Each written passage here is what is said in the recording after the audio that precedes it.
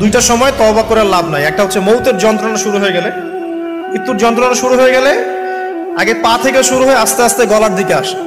হাদিসে যেমনটা এসেছে, সূরা ওয়াকিয়ার মধ্যেও আছে যে পায়ের দিক থেকে যন্ত্রণা শুরু হয়ে আস্তে আস্তে আস্তে আস্তে এই গলার দিকে আসে, এবং আত্মাটা গলার এখানে যখন চলে আসে, এখান থেকে মালাকুল মউত আত্মাটাকে নিয়ে চলে যায় এবং চোখ দিয়ে তাকিয়ে থাকে মানুষ। রূহটা চলে গেলে মানুষ চোখ দিয়ে তাকিয়ে থাকে, দেখবেন এই কারণে মৃত ব্যক্তি তাকিয়ে থাকে, চোখ খোলা থাকে। এবং তখন আসমান থেকে সিঁড়ি নামিয়ে দেওয়া হয়, ওই সিঁড়িতে করে আত্মা চলে যাচ্ছে, ও তাকিয়ে দেখে যে আত্মা চলে যাচ্ছে।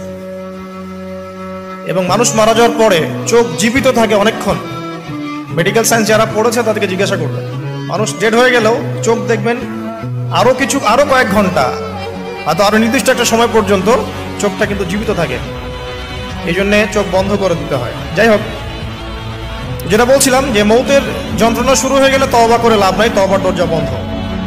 আর পশ্চিম দিক থেকে সূর্য উঠে গেলে তওবা করে লাভ নাই, তওবার দরজা বন্ধ।